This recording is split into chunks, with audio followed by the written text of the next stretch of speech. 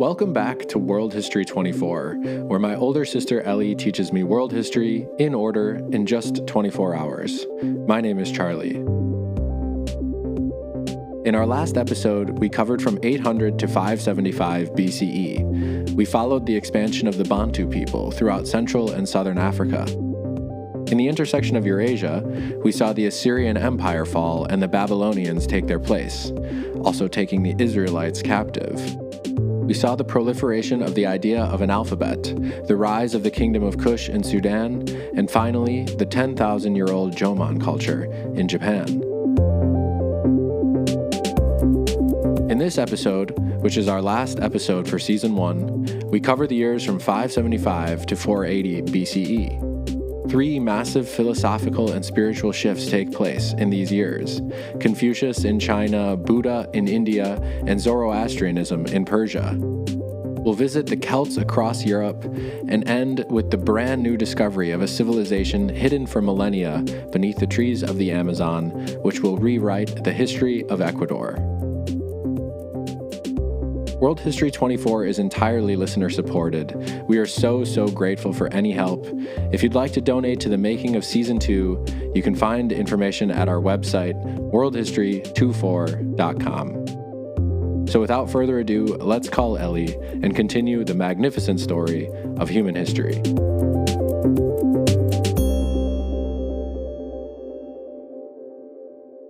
Here we are in episode 6. We've arrived. What times are we going to be covering in this hour? So in this hour, in episode 6, we're going to talk about the years between 575 and 480 BCE. Okay. Even more specific than last time. Very specific. We're just getting very specific. I like it. And where do you want to start? So we are going to start in Europe, sort of all across Europe. Okay, cool. We haven't been... I guess we've talked a little bit about like Greece and things, but we haven't really been in Europe much. Yeah, we really kind of haven't. I mean, other than the Minoans, kind of, some people right on the very edge, Turkey, whatever. We sort of haven't really been in Europe. So that's where we're going to start today, among the Celts. Okay. So who are the Celts? That's the big question. What do we mean by the Celts?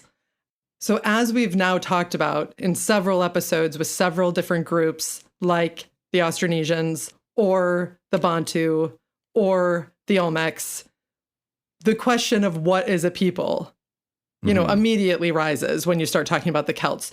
And so it's easy to kind of say when we're talking about the Celts, we're talking about the people who speak Celtic languages. Mm-hmm. And those people stretch from Ireland to Turkey. However, sort of, as we've said with so many of these other groups of people, like who's related to each other in terms of their culture and who's related to each other in terms of their language is like not necessarily an overlap.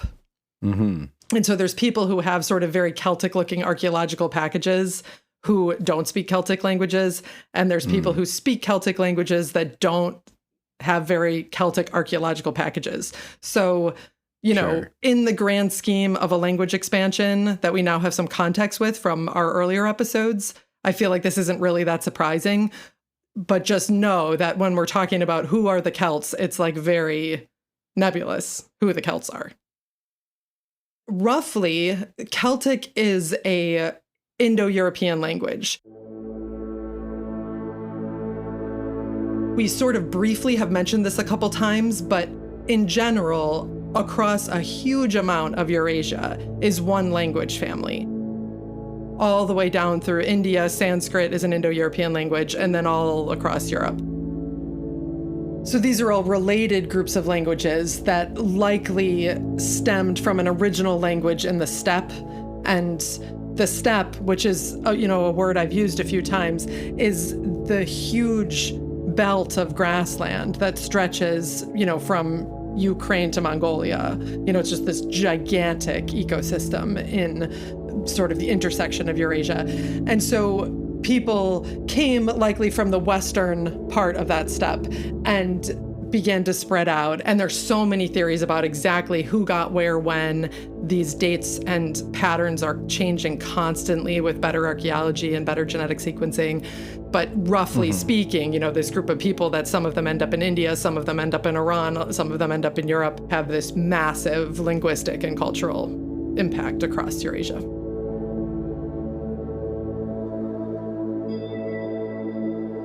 "46% of the modern world speaks an Indo-European language. This is the result of yet another hugely important expansion. The mother language of this expansion, called Proto-Indo-European, really rolls off the tongue, I know, seems to have originated in Ukraine, somewhere between 4,500 and 2,500 BCE. Proto-Indo-European is the mother language of everything from Hindi to Irish, Armenian to English, Pashto, Bengali, Icelandic, Portuguese, and Kurdish, as well as more than 400 other modern languages. It's also the mother language of ancient languages we discuss in this episode, such as Sanskrit, Old Persian, and Ancient Greek. As with the Bantu and the Austronesian expansions, it requires the synthesis of archaeology, genetics, and linguistics to reveal the whole story. What we find in this case is that the spread of the original Proto-Indo-European speakers was shockingly fast. This is perhaps not surprising, as the Proto-Indo-European speakers are also the original domesticators of horses. The horse-centric nomadic lifestyle of the Indo-European people influenced every group they came across, including many that were previously quite urbanized. From Ukraine, Indo-European languages spread through Iran and India, across the Slavic nations in Russia, and west through much of Europe, and eventually across most of the Americas, Africa, and Oceania. We will be among groups speaking these languages in every episode of this podcast, including this episode where we discuss the Celts, Vedic India, and the Persian Empire. Also, it's worth mentioning you are listening to me speak an Indo-European language right now.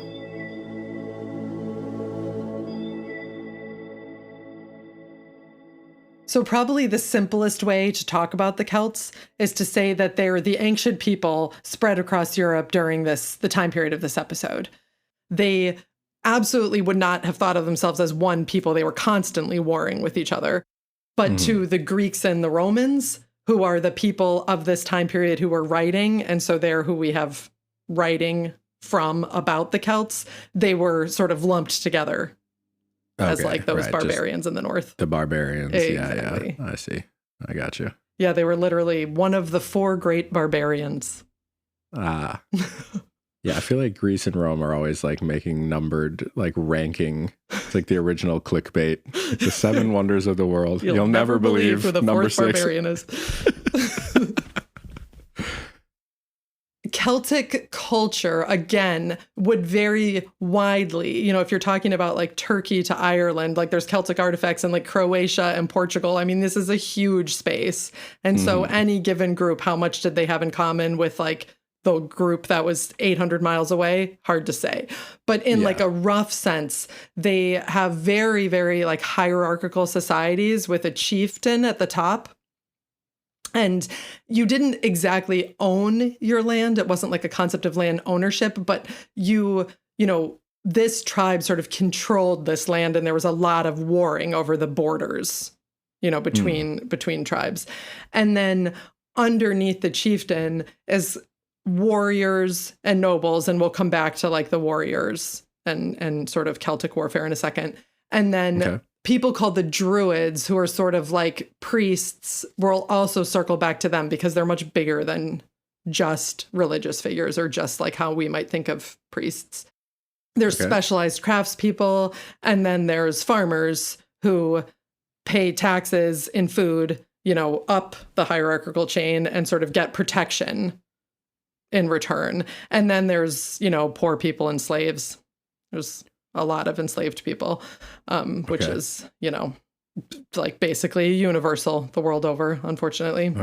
Sure. Yeah. And so there are farmers. So they're farming. Most of them are farming communities. Yeah, absolutely. Even though they don't have like gigantic cities, but they nevertheless are, very much relying on agriculture. And they're growing like wheat and barley, peas, oats, and then a variety of animals like sheep and pigs and cattle, and then horses, which were incredibly important to the Celts and to so many other Indo-European groups. And we will circle back to horses in a minute. So just to go to their religion for a second. So there's not really a uniform religion across the Celtic world. There's like 400 different gods that we have named at some point or another, but some, are more important and more universal.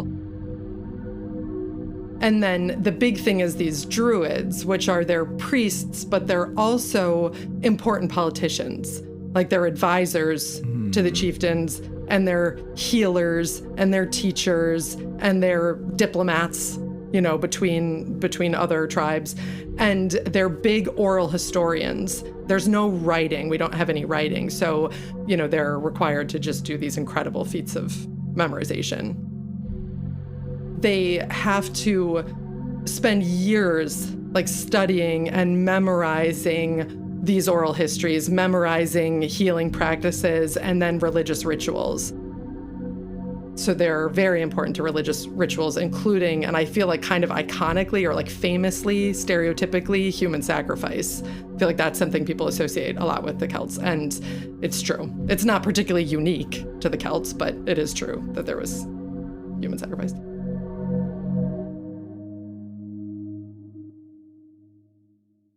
The last thing I want to talk about amongst the Celts is their warfare, which is very wrapped up with their horses. So there's this one Celtic historian named Simon James who calls the Celts flamboyant. That was a word he used. And it just really stuck out to me because it seemed so perfect, because when the Greeks and Romans are writing about them, they're just like, these people are out here with their striped pants and they're plaid, and they're just always just talking. They're always so weirded out. They're they have red hair, they have blonde hair, they have blue eyes, they spike their hair. They're just always so weirded out by them, even though a lot of that is probably not remotely true. Most of them surely had dark hair and dark eyes, but whatever. But the Celts certainly would play up the sort of showmanship side of warfare. And so they fought a lot on chariots. That was a big thing. And that was just so intimidating to a lot of the people that they were fighting with. And if you can picture a chariot with two horses, there's a pole that runs up from the platform that you're standing on to between the two horses.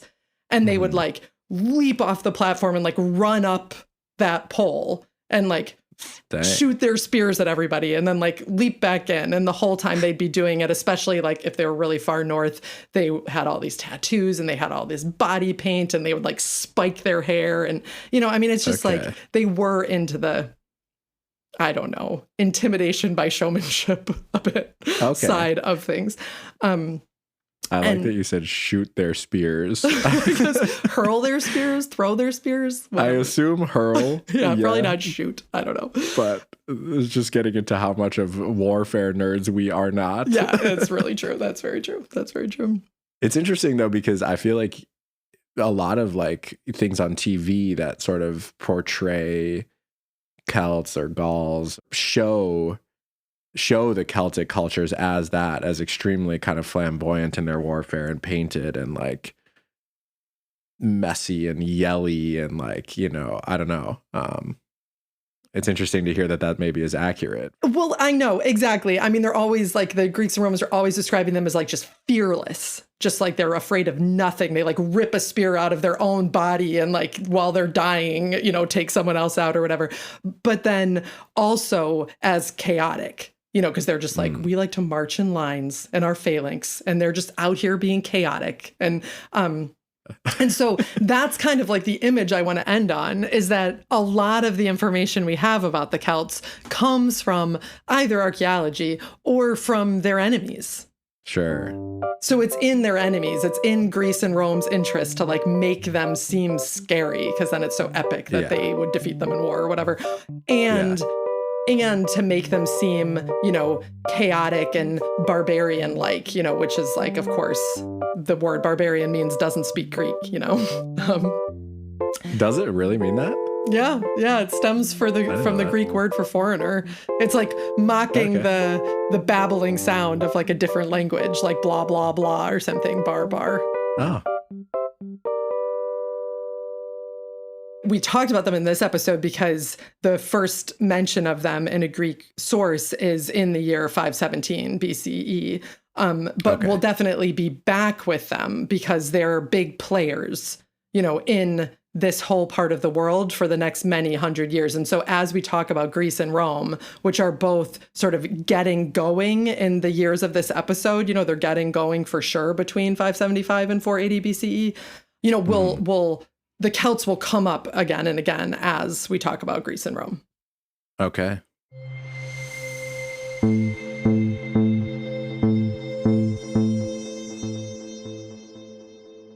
Wrapping up the Celts, what else is happening between 575 and 480 BCE? So we are going to go to India now, and we're going to talk about the life of the Buddha. Oh, okay. We were last in India. The Aryans had come down through Iran, bringing Vedic culture. Is that right? Yeah, that's exactly right. The Indo-Aryans are, again, a branch of this Indo-European language family and people. So they come down through Iran, end up in India. And now we are in northeastern India, sort of near Nepal. And the traditional dates for the Buddha's life are 563 to 483 BCE. So, exactly in the timeline of this episode.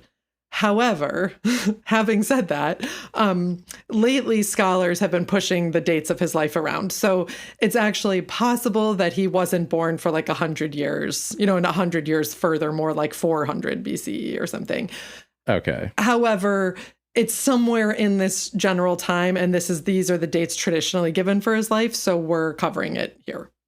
Understood. And knowing, as we've said 100 times, that, like ancient history, the dates jump a lot as we discover, as we make new discoveries. And so, as you said, in episode 4, we talked about the Vedic period in India. And in the Vedic period, India became significantly more nomadic than it had been under the Indus Valley civilization timeline. Mm-hmm. That was episode 2. Yeah, exactly. Yeah. And so, there's this whole long, many hundreds of years period in which the whole culture sort of across India is quite nomadic, kind of made up of chiefdoms. And now, as in the past few hundred years leading up to the life of the Buddha, again, the date given is 563 BCE, India is once again becoming much more urbanized. I see. Yeah. And so a lot of these things that were kind of chiefdoms are now becoming kingdoms, and a lot of these kind of spiritual practices, like the spiritual practices of the Varnas with the Brahmin at the top that kind of have the ear of the power structure. They sort of are the upper class. Like some of these things are now like solidifying and becoming much more rigid as like kingdoms that are urbanized, replace kind of nomadic chiefdoms. And so as such, the caste system, like the idea that the Brahmin are at the top and they are the ones who have access to Vedic culture, they are the ones who can speak Sanskrit, they can interpret the Vedas, etc., is just becoming rigid. The Buddha is born into the warrior caste, the second highest caste. And that caste is very common across this whole part of India that he's born into up near Nepal. Mm-hmm. And so you can kind of imagine that as some of these practices, which had previously been cultural or spiritual, are now becoming political and legal and, more rigid, you can see how that becomes a system of oppression for many people. And so the Buddha is extremely important and extremely sort of revolutionary. It's also true that there's elements of him that are a product of his time, meaning, there was general pushback in this part of India against some of the class structure inherent that they viewed as inherent to Vedic culture. And so he's born as a prince into this warrior caste.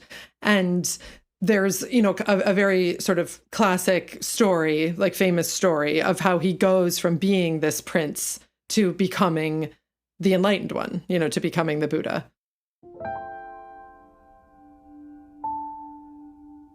There are many variations to this story of the Buddha's enlightenment. The most common versions say that Siddhartha Gautama is born as a prince and brought up with no exposure to pain and suffering. His father kept him sheltered from the world. One day, adult Siddhartha, now with a wife and child, has a series of encounters with old age, sickness, and death. The prince is overwhelmed by the discovery of the pain and suffering in the world. He renounces his wealth and his family and spends 6 years attempting to find solace in various spiritual practices. Eventually, he tries asceticism and nearly starves to death. He arrives at the middle way. The middle way is the reasonable navigation between all extremes, moderation in all things. You don't need to starve yourself to become enlightened, nor do you need to indulge every earthly desire. After having this revelation, he continues to look for relief from the knowledge and reality of human suffering. He sits under a Bodhi tree, and as night falls, a series of temptations are presented to him. The god of desire and then the god of death both visit him, but he's unshakable. Day after day, he remains under the tree until he achieves a state of bliss, without sensual desires, without evil ideas. In this enlightened or awakened state, he believes he now understands what causes suffering and how to cure it. It is as simple and as difficult as ceasing to desire.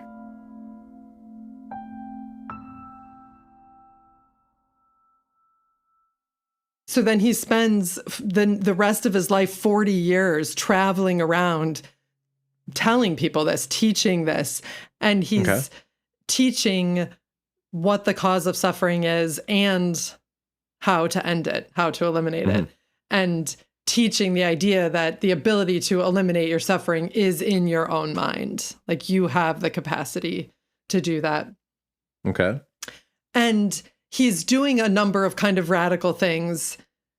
For instance, he's speaking in the common language to all the people rather than speaking in the elevated language of Sanskrit, which would only allow, the very upper class to participate in these teachings. Wouldn't the Buddha not have been able to speak Sanskrit either way, as he wasn't a Brahmin by birth? The warrior caste actually also, like the men of the warrior caste, also have access to Sanskrit. And okay. Yeah. He establishes an order of monks, and within the order of monks, there's also sort of a number of kind of radical things he does, including all the decisions that they make as a committee. Like, they have these meetings and that's how they decide things. Okay. He eventually allows all castes, even the lowest classes, to be monks. He eventually allows women to be nuns. And he basically rejects any idea of predestination. He says that your birth doesn't determine your social or your spiritual capabilities. So he says, by deeds, one becomes an outcast. Or by deeds, one becomes a Brahmin. Rather than by birth. Or sure. Yeah, exactly. Interesting. Yeah. Cool. And so, of course, out of all this comes Buddhism, which is a major, major world religion to this day. And, so here I'm going to do one of my summaries of a major world religion. And as is always true, nothing that I say is true about any given person or any given time period. These are just like broad outlines if you have no context at all.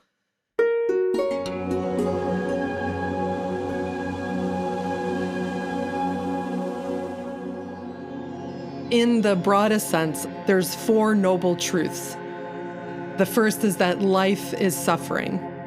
The word suffering is a little bit maybe more like dissatisfaction, just like whatever you do isn't going to like bring you the satisfaction that you might expect it to bring, whether it's like your new job or the, chocolate cake.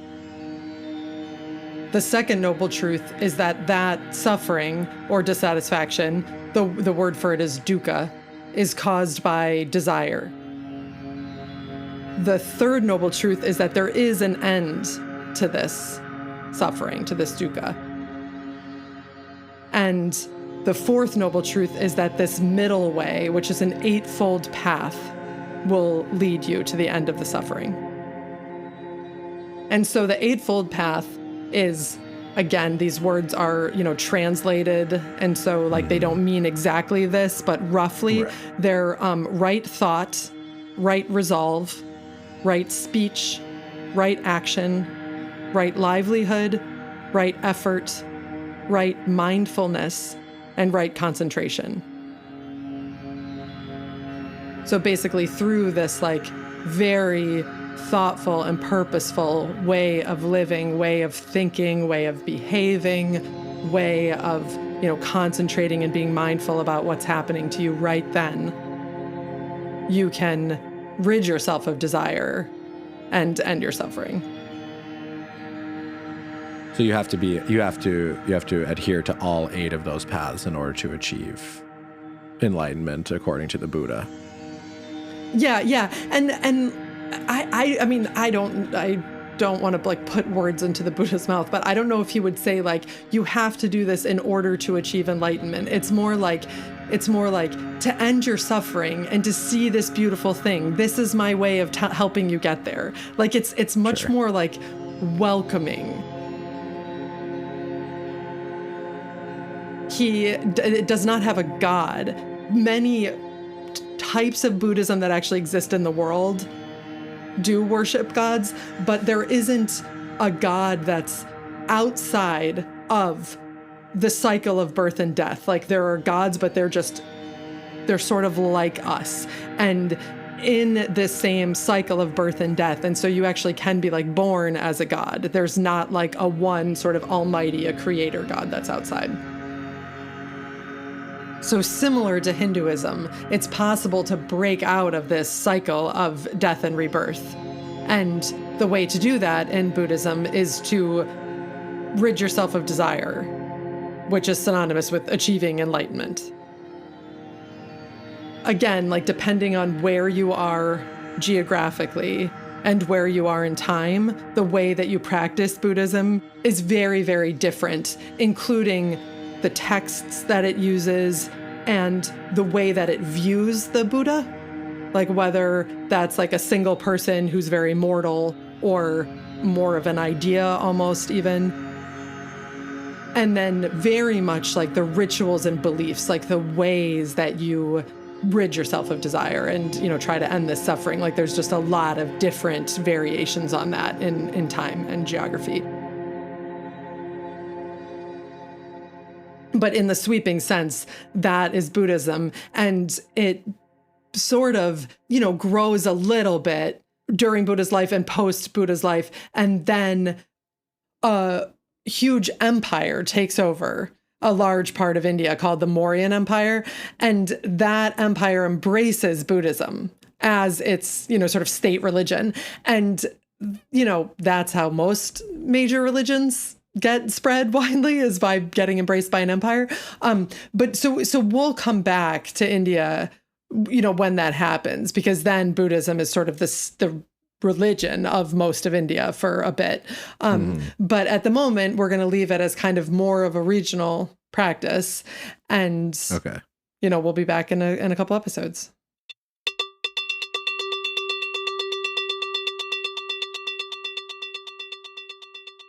Okay, wrapping up the story of the Buddha in India, sticking between 575 and 480 BCE. Where are we going next? Next, we're going to go to China, and we're going to talk about the life of Confucius. That the life of Confucius and the life of the Buddha overlap, or essentially overlap, is just wild to me. And it's just worth saying quickly that also within these few hundred years, the Bible, lots of the Bible is being written, post-Babylonian exile. Over in Greece, it's only a little over 100 years before Plato and Aristotle are born. Zoroastrianism is coalescing into a religion, which is incredibly foundational to Judaism and Christianity and Islam. And, over in the Americas, the Olmecs start building pyramids. Right. I don't know what was like in the ether, but something, and just like the disproportionate impact that these few hundred years, like 600 to 300 BCE-ish, have on the modern world, like can't be overstated. It's just like, like just philosophically, totally. Yeah. Even like politically, it's just like, totally. Just the modern world is largely shaped by like these 300 years. So now we're going to go to China and talk about Confucius. Okay. So in episode 3, we left China in the Shang dynasty. And since we left China, one of the vassals of the Shang dynasty called the Zhou has risen up and taken over, which is just a very common pattern throughout Chinese history. One group is ruling the empire, and then one of the vassals rises up. Sure. Okay. The Zhou dynasty starts with a series of leaders that are looked back on very much as like wise and just and noble, and just like those, those were the guys, those were the good old days, which is again also quite common at the beginning of the dynasty. That's the whole mandate from heaven thing. It's like the first leaders have the blessing of the people, which includes the ancestors. Right. And then over time, the dynasty becomes corrupt, they lose the mandate from heaven, and they're replaced by the next one. So that's a quite common pattern. And so then, as we get later into the Zhou dynasty, the time period between 771 and 475 is called the Spring and Autumn, which I just love that name. And then right after that, from 475 to 221, so that will be in our next episode, but it's, just keep this in mind. That is called the Warring States period. And so, as you can imagine, by its title, the Warring States, it's like a very volatile time. It's a very violent time in Chinese history. So Confucius is born as we're leading up to that time period. Leading into the Warring States. Exactly. Okay. So the Warring States starts at 475. Confucius dies in 479. So his whole life is like the preamble, the cross between the Spring and Autumn and the Warring States. Mm-hmm. Is his life sort of the reason that it transitions, or just sort of happens to fall then? No. His life is not the reason it transitions, but I think that the mayhem of the political world swirling around him informs his philosophies. Yeah, sure. So Confucius is born in 551, and he's born into poverty. His dad dies when he's really little, so he, grows up relatively poor. And basically who he becomes is just this brilliant, incredibly important teacher. He's frequently called like the first teacher in China. That's like cool. An honorific he's given. And so exactly how, his sort of young adulthood unfolds is like a little bit, we don't totally know everything about it, but he does end up working at various levels of government for various people. Like that much is clear. And he's, like not that impressed by like the behavior of some of these leaders that he's working for. Like they're just, a lot of them are quite corrupt, and they're just, easily distracted by sort of decadence and whatever. And so he especially is looking back to some of these other leaders, like specifically there was the Duke of Zhou, which was one of the earliest leaders in the Zhou dynasty. And, just again, has this reputation for being noble and just. And he's just thinking, there's got to be a better way. Like there's a better way for leaders to be, there's a better way for a country or for a nation, whatever, to be run. And, and for people to be. And so he sort of over the years studies the ancients' views on how to be in the world. I mean, he presents himself as very much a student of the ancients, and he's just saying something we've always known. Sure. He seems quite a brilliant thinker to me. Innovative. Yeah. Understood.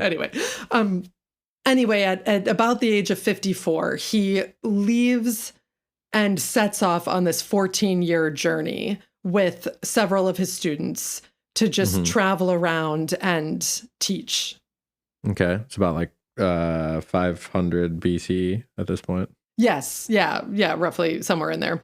Again, we're heading into the warring states. So the whole, land is quite volatile, quite violent. And this is the, landscape in which he's walking around and teaching. I'm going to just summarize roughly what he teaches and sort of what are the principles of Confucianism. And as we've now said several times, it's way too big of a subject to summarize quickly. And, it's just ridiculous.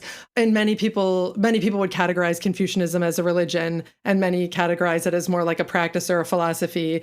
And, I think we've made our position on splitting hairs about vocabulary not being particularly helpful. Clear. Yeah, exactly. Yeah. But either way, this is like an incredibly important philosophy and way of thinking about the world.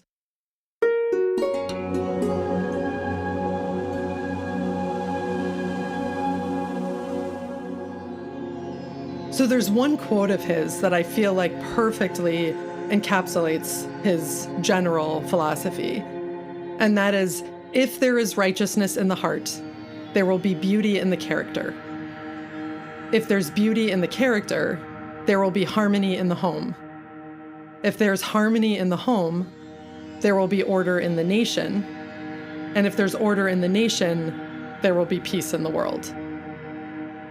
That summarizes what he thought, in the sense that he very much believes that, like, at each level of society, if we are good, like if we're noble and if we play our role, then the whole society works and there's like peace and harmony throughout the world.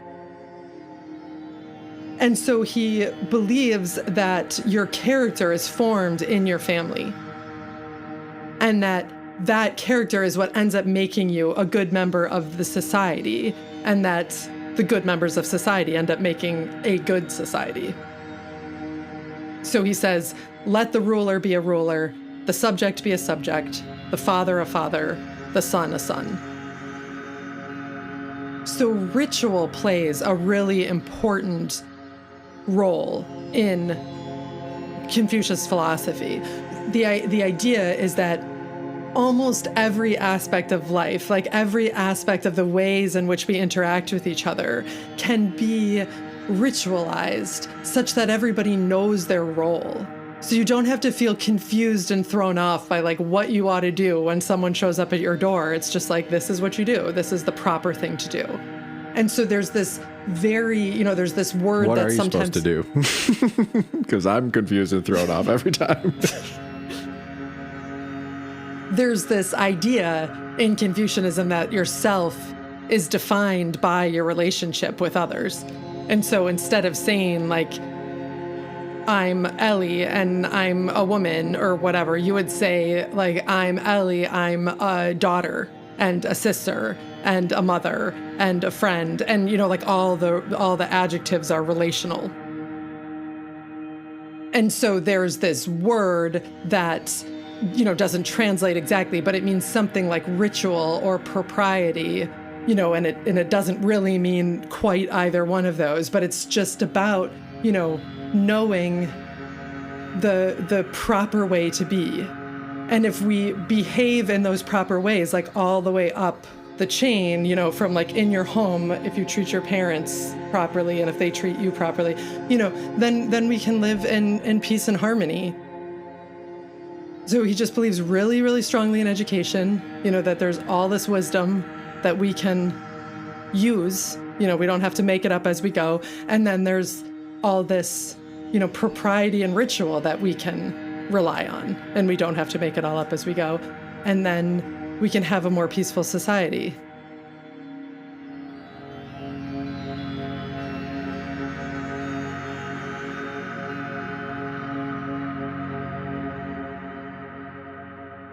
During this time period of his life, all these really important books to Chinese philosophy and Chinese culture going forward were written.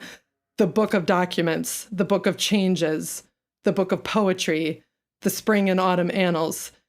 And he is credited in various ways for either editing them, composing some of them, or maybe just compiling them, but either way, he's just really, really credited for being foundational to the kind of canon of, early Chinese writing. And then, of course, after he dies in 479, his own teachings are then compiled by his students into the Analects, which, are all phrased like questions from his students and then his answers. And so that, again, go read more, but that, that's Confucius, who's about as foundational to China for the next 2,000 years, as any individual. As Ellie said in the beginning of this section, both the Spring and Autumn and the Warring States periods occur between 771 and 221 BCE. Combined, this time is called the Golden Age of Chinese philosophy. It's also known as the contention of the 100 schools of thought. It was a time when great thinkers were experimenting and writing about ideas in all disciplines: logic and ethics, communal living, and spirituality. Like Confucius, scholars were frequently employed by government officials to advise them on the arts of war and the arts of diplomacy.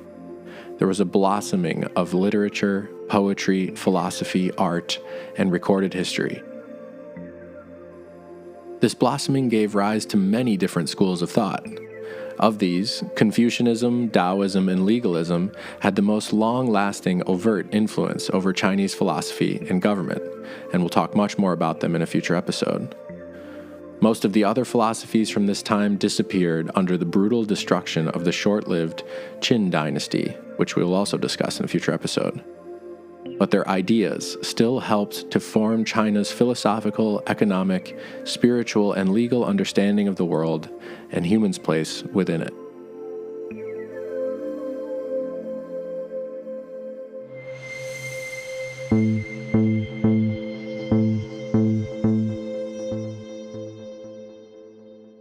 So far, we've covered the Celts in Europe, covered Buddha in India, and Confucius in China. What else is happening between 575 and 480 BCE? So we are going to go and we're going to talk about Persia. We're going to talk about the Persian Empire. Oh, snap. Okay. Oh, snap. And within the Persian Empire, we're going to talk about a religion that does get to count as a religion. So get ready for that. So where are we in the world? We are in the modern country of Iran, and that is the center of what becomes the Persian Empire. So as we've mentioned when talking about India, there's this group of people called the Aryans, which come down through Iran and end up in India. And, that word in our modern ears rings very weirdly. And, right. That has to do with history that's like 2,000 years away from this, the timeline of this episode. So at the time that we're talking about, this is just a group of people. This is a subset of the Indo-Europeans. And right. they, come down. They're very nomadic horse people, as so many of these Indo-European groups are. They come down through Iran and end up in India. And so the word Iran and the word Aryan, that's the same word. So all across Iran are this group of Aryan people, and they're kind of divided into different kingdoms. And there's one large, very powerful kingdom of pretty nomadic people, and they're called the Medes. And then there's a smaller and less powerful group called the Persians. There's other groups too, but those are the two that, we're going to focus on.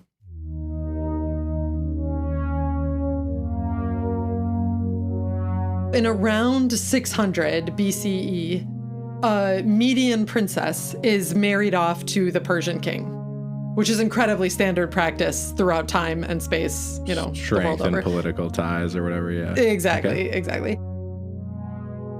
So they have a baby named Cyrus, and he grows up and becomes the Persian king. But of course, he also has this tie to the Medes and is like maybe even a little bit in line to the Median throne because his mother had been a Median princess. As he grows up, the Medes have a kind of corrupt king that they don't love that much. And Cyrus has decided he's going to take over the entire world. And so he uses the fact that the Medes aren't crazy about their king and goes and conquers the Medes. And then he's like, look at me. I liberated you from that bad guy. Now I'm the real king of the Medes, obviously, because my mom is Mede. And so you can all just celebrate and I'll be great to you. The normal behavior when you capture a people is to kill them all or enslave them all and burn their cities to the ground, etc. And he doesn't do that. He's just like, aren't you so glad that I'm arrived to be your king? Which is going to become a big pattern of the Persians. So now he has like a much, much bigger, basically like a small empire. And he, continues to expand it. He takes over a big group of people from the kingdom of Lydia. He tries to kind of pull the same deal with them. Like, look, I'm such a liberator. Don't you love me? And they view that as a sign of weakness. So then he's like, okay, fine, and kills them all and enslaves the rest of them. And so by doing that, he has shown that he's perfectly willing to do that. But he also doesn't need to. And so you can kind of imagine that like other smaller kingdoms sort of get in line. And then he kind of famously goes and takes over Babylon. Right. Yeah. Okay. So we mentioned that in the previous one, that Babylon falls to Persia. And so similarly to how he kind of talked to the Medes, Persia would tell this story as we liberated Babylon. Babylon would view themselves as having been conquered, but Persia's like, thank goodness we came and saved you from that bad king that you had. And, we restored your rightful gods to their places, and your gods wanted us to do this. And everybody's so happy that we liberated you. Aren't you grateful? Right. Yeah, they're just all about like, we're on your team. We liberated you from usurpers. That's their whole thing. And there is, in fact, a lot of truth to that. As we said, the Israelites were captive in Babylon. Cyrus sends them home to Jerusalem, rebuilds their temple on his own dime, and is like, Yahweh, your God, just, is so glad that I'm the king. And in the Bible, in the Hebrew Bible, he's literally called the Messiah, is called the Anointed One. And he's the only Gentile in the whole Hebrew Bible who's like given the Anointed One name. So he does do a lot of things that make a lot of people grateful. I mean, it's not just a show. Like, he really is a bit, I can see how if the Persians were sort of marching down your street ready to take over, it's like, I can see the temptation to be like, let's just let them take it. We're no, it's not like we have a good deal from our current government, And like I said, they're more than happy to genocide a group, like everybody else is at this time. It's not like they wouldn't do that or they're incapable of brutality. It's just that there's like also this other thing going on, which is like a big PR stunt and also has some truth to it both,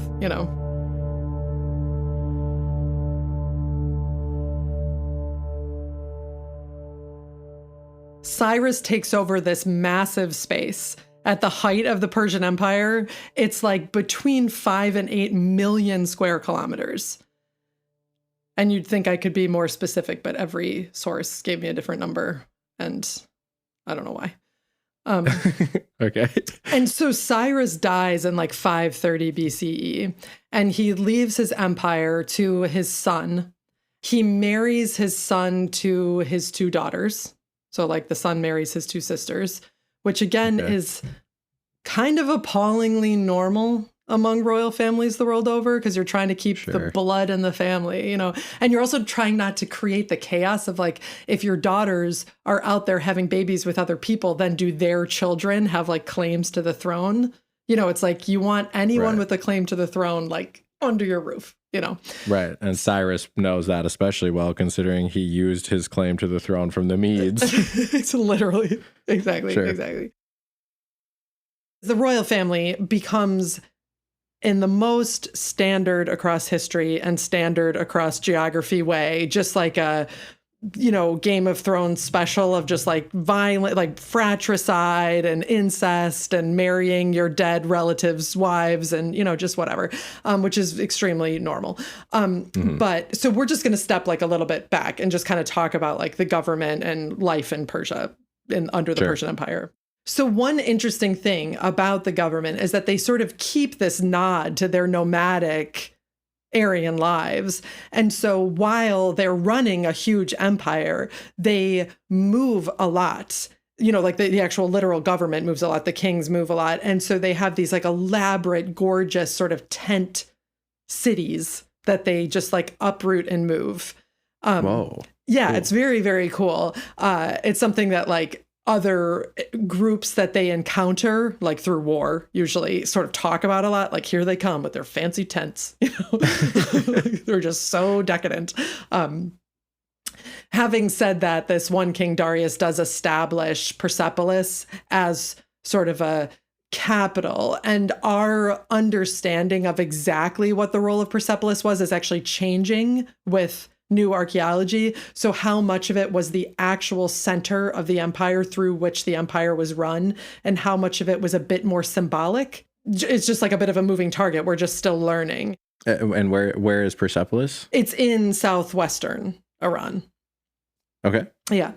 And so within the government, there's harems, like a harem, a harem. And so I just want to take 2 seconds to talk about a harem, because I feel like they have a weird place in like the imagination of, I don't know what, totally. Yeah.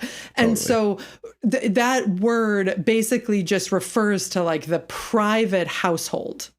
So in the royal sense, it is like the king's wives and concubines, but it's also his mom, his sisters, in-laws, specifically all the children. It's kind of like the women and children's quarters.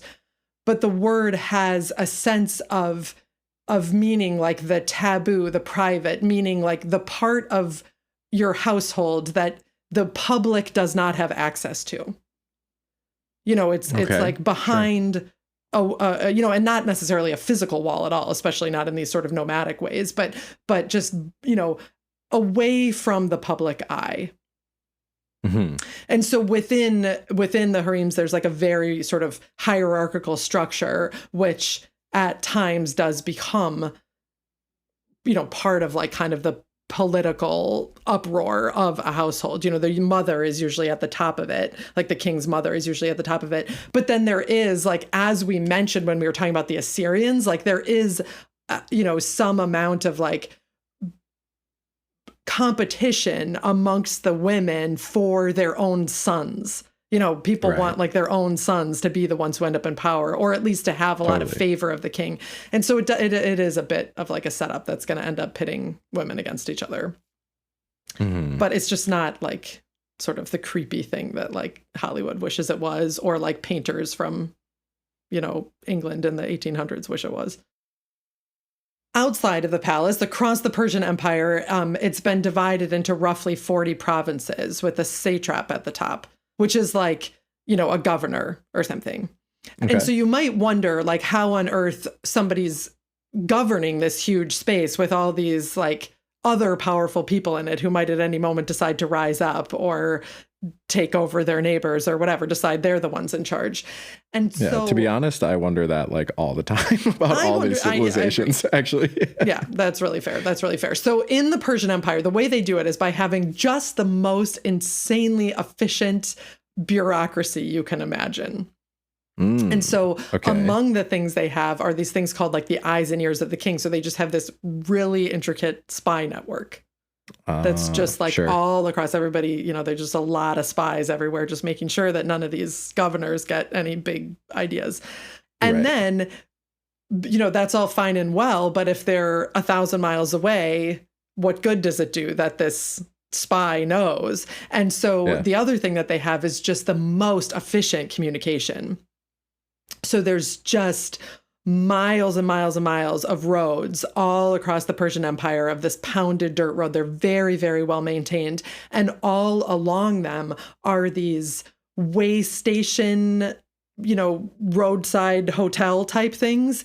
And then there's just basically a system like a Pony Express, exactly how we'd think of a Pony Express, where one runner on a horse goes from one of these way stations to the next one, and then a fresh horse comes, exactly like you think of the Pony Express. And so as such, they could get news and information across the entire empire so quickly and efficiently. Mm-hmm. And I imagine to the anecdote you were saying earlier about one governor is maybe getting some big ideas, they can get orders exactly to assassins and things. Yeah, there's just a shocking amount of it's just a very tight ship. It's run very efficiently.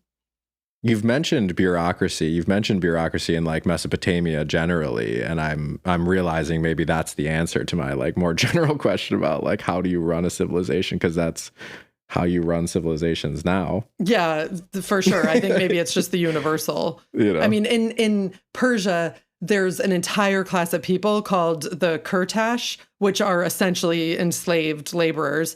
And, there's literally ration records that vary, if you're a man or a woman, if you're a child or an adult, if you've given birth to a boy or a girl, it's different. It's just so meticulously recorded, rationed, it's just a very intense bureaucracy. So that same King Darius that I just briefly mentioned, who sort of established a lot of this bureaucracy, one other quick thing I want to say about him is that he makes this huge inscription on a rock face called the Behistun inscription.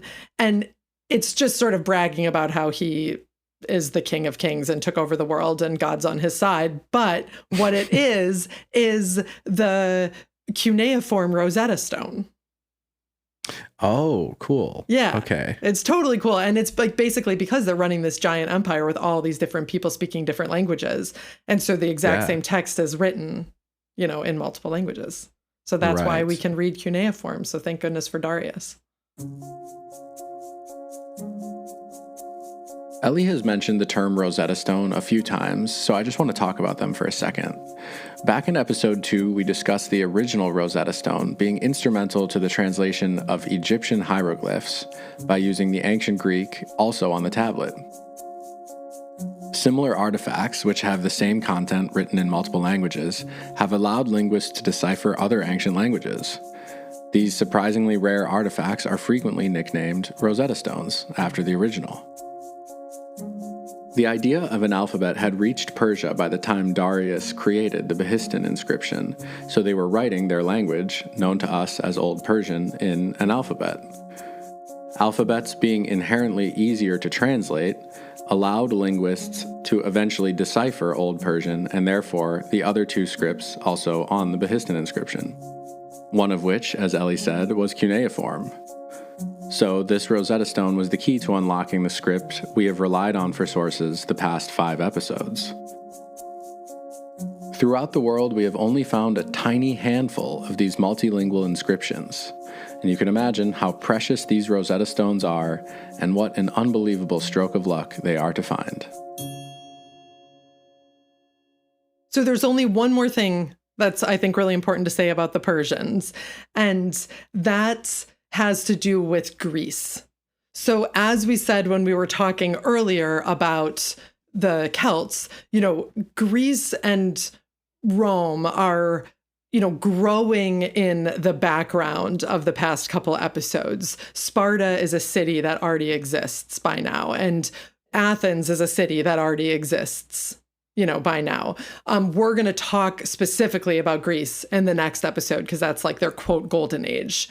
But just know that these are cities that exist and they're becoming more powerful, taking over some of the people around them, sort of in the background. And so then in 490 BCE, King Darius, who is, following in the footsteps of all the other Persian kings and expanding the empire as much as he can, he starts going west and he invades what's solidifying into Greece, this sort of set of city-states that's slowly building alliances, and he's defeated. So this is like the Battle of Marathon, that everybody still likes to talk about. And, so he is defeated, and Sparta and Athens are just like, look at us, we're so great. But then 10 years later, another Persian king, Xerxes, invades again. So this is in 480 BCE. And this is like, the Battle of Thermopylae, where like some tiny number of Spartans are like holding the pass against a huge number of Persians, and, all those stories. So this is that. And it doesn't, all you need to know about it is just that very unexpectedly, Greece wins. And the Persians are beat against this massive empire, this world ruling empire. Right. And so this completely defines Greece. They're just like, we are amazing. And it begins their whole golden age. Exactly. Persia's just like, we had annoying. Like this border skirmish. And it's like embarrassing that we lost, but like whatever. Yeah. They just continue on with their lives. However, the reason it's important to mention is because Greece is like remains worked up about it. So in, a while, Alexander the Great shows up in Greece, and he comes, and like the Persian Empire falls to Alexander the Great because he's still worked up about like the big bad Persians who came and invaded like precious Greece. So we're going to leave the Persian Empire there after this unexpected defeat by Greece, but they're very much thriving. They're still at their height.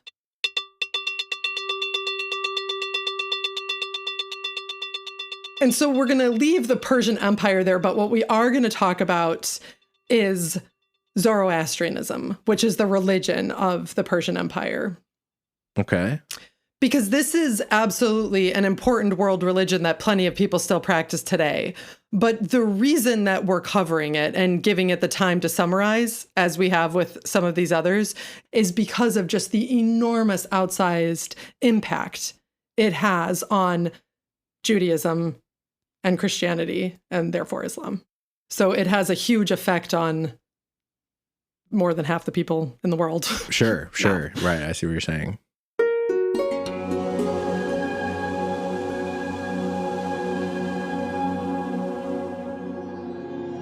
Zoroastrianism has a prophet, a main prophet named Zarathustra, or Zoroaster is the Greek version of that same name. And he was born in somewhere in like Iran or Afghanistan or maybe Azerbaijan. And his life probably took place around 1700 to 1000 BCE. Okay. That would have been like episode 3 for our listeners. Yeah, exactly. And so he's frustrated by the sort of corruptness of the world and the carelessness of the way that people live. And when he's between 30 and 40, he goes to the river to get water for a ritual and receives a vision from the god Ahura Mazda. After that, he preaches and writes about what he learned in this vision. And that is sort of the religion of Zoroastrianism. So who is the god Ahura Mazda? Ahura Mazda is an uncreated and eternal god who lives in heaven rather than in a temple in the city.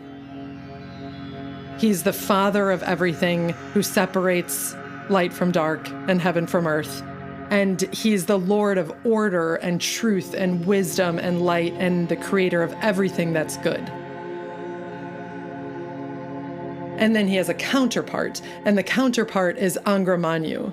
And he is the destroyer, who's the lord of falseness and deceit and decay and chaos and sort of everything that's bad. There's just a strong, strong dualism in Zoroastrianism. There's the creator and the destroyer, and the darkness and the light, and the truth and the lies. And so Zoroastrians believe that the world is engaged in this struggle and that it will be engaged in this struggle for millennia. And then a savior will be born of a virgin mother. And then that will bring about an end time. And after that, we'll all live in peace. So humans have free will and the ability to determine what's good and bad. And our job is to aid Ahura Mazda through our good thoughts and good words and good deeds, to aid the truth of the world. And so after we die, our bodies are considered impure because they're no longer alive and death is of Angra Mainyu. And as such, they don't want to put a body into the ground, which might pollute the earth, or into a fire, which might pollute a fire, which is very, very sacred in Zoroastrianism.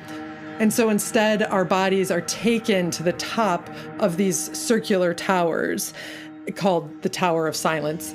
And they're laid on the roof, and then birds come and eat the bodies. And that's considered like a final act of sort of generosity and goodness into the world, like you're giving your body back and feeding birds with your body that you no longer need.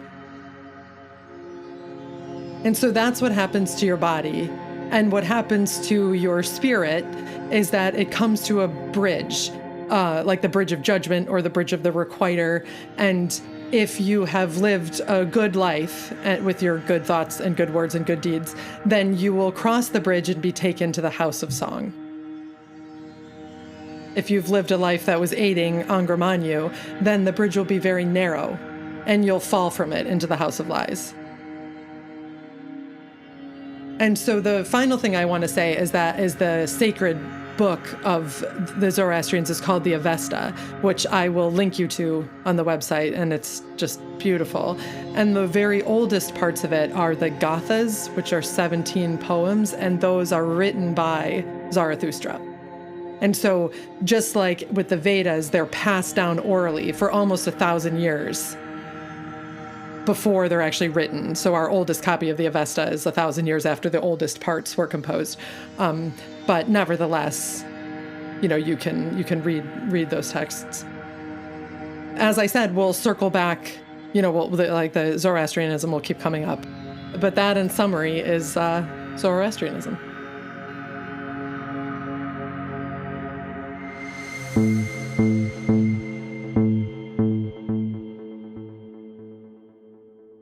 So wrapping up Zoroastrianism and the Persians, what else is happening in the world between 575 and 480 BCE?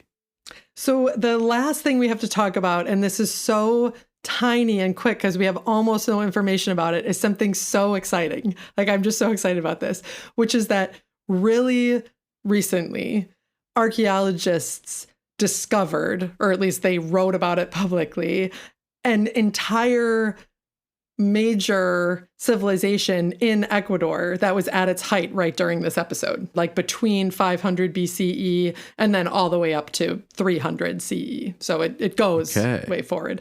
I know, it's so cool. It's so cool because we literally didn't know about it a matter of months ago, or someone did, but the average of us didn't. Sure. And so this is so neat. So we know, again, we don't know very much about it. Obviously there aren't books written about it yet or anything. But there's this new technology where they use these lasers that can see through trees, but then hit the hard ground underneath them. So it can see through plants and foliage, but see the shape of the ground. And they took this huge picture of 300 square kilometers of dense rainforest in the Amazon of Ecuador. Okay. And so it's almost like, I heard it described as like a sonar with lasers or like an X-ray. Okay. And what they saw was 600 earthen platforms that are laid out in a geometric pattern. Whoa. And so, I know, it's so cool. And so there's 5 large settlements and 10 smaller ones. And in between them are lots of fields and gardens.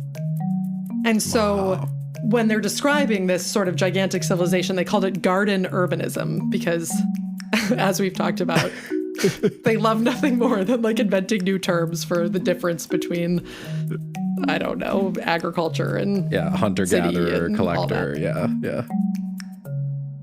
And so on these farm fields, they were growing like corn and sweet potatoes and, things that you would expect in Ecuador. And these different settlements are connected by a really intricate network of roads and canals. And that definitely demonstrates how complex the society was, because it's clear that they all like knew about each other and were interacting regularly. It's not as though they just like happened to exist simultaneously or whatever. They were certainly interacting. Because this is also brand new, it's not like we have a lot of information about like how their government structure worked or how their cities functioned or what, these communities functioned.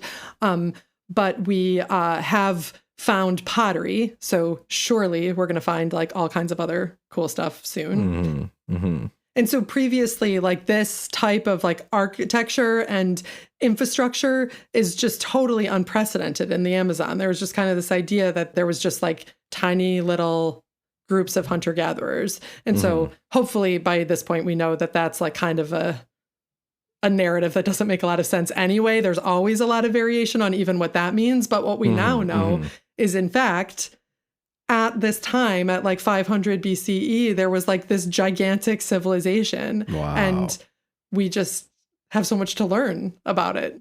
Cool. But we can know that like while this was going on in India and while that was going on in China or whatever, there was some big thing happening in Ecuador, which I just think is so exciting and cool. It is. Yes. And then interestingly, like, so they don't know what happened, to end it. Again, this is all so brand new, but it's possible that it was kind of taken out by a volcano, which unfortunately is also kind of a common story. But they only, they were looking in these 300 square kilometers. So like, surely by this point, they're now looking all the way outside. Yeah, exactly. Yeah, so like, who knows what else we'll find. Wow. But yeah, it's really cool. Really cool. And with that, we come to the end of our sixth call, covering the years from 575 to 480 BCE. We also end our first season. If you'd like to financially support this series and the making of Season 2, please head to our website at worldhistory24.com or follow the links in our social media bios. And before we hang up, a short letter of gratitude. We want to end the season with a love letter to everyone who's had our backs since we started making episode 1 in 2021. So in no order. To Sherry, who gave us our first lesson in Squarespace so we could make a website. To Paul, who gave me the dawn of everything and rekindled my obsession with chronological history. To Shelley for listening to endless early variations of episodes to help us find the shape of the project. To Lydia, our senior youth correspondent. To Woody for his invaluable advice. And Aunt Julie for introducing us to him. To our siblings, parents, and friends who have listened to us obsess. To Tag for writing to tell us episode 1 was accurate and up to date. The weight that rolled off our shoulders. To Jade. To Quinn and Jack. To Grammy. To Alyssa for her art, coding, advice, and enthusiasm. To the people we live with who have tiptoed around our recording sessions for years, gone without heat for hours so the vents don't make noise, not eaten lunch until we're done recording, listen to the same 3 seconds of editing coming from my studio for literal hours. To the Trust for African Rock Art. To Kaya, Steve, Jean, and the rest of our Jedi Council, your advice was so grounding. To all of you who have donated financially, it makes such a massive difference to this project. We really can't do it without you. To all the listeners who have written to us excited about Poverty Point and Çatalhöyük and covered plumbing in 2000 BCE, etc., it's so encouraging. Thank you, thank you, thank you. Bye, Charlie. Bye, Ellie.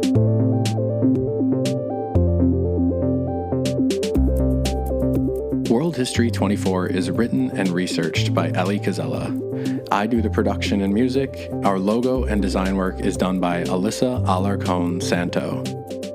For links to any sources mentioned in the episode, as well as lots of fascinating extra material, visit worldhistory24.com. You can also find information there about how to support this podcast. That's worldhistory24.com. My name is Charlie Casella, and on behalf of myself and my sister, thank you for listening, and we'll see you next hour.